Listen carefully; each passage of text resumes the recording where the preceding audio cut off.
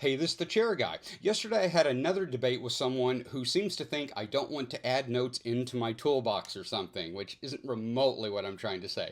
But it has gotten me thinking a lot about this debate between intervals versus notes and why they work the way they do.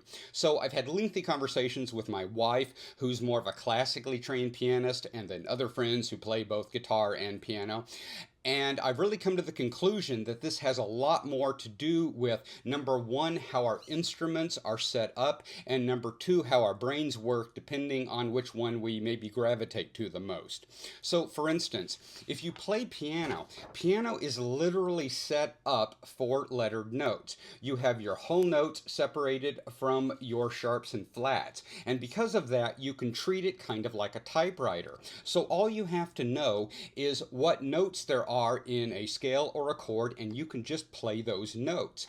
If someone asked you what the intervals were, you could tell them what the intervals were, but you can kind of bypass the intervals and just play by note. And when I played piano, I actually played more by shape, and I think that's part of the reason I gravitated to guitar.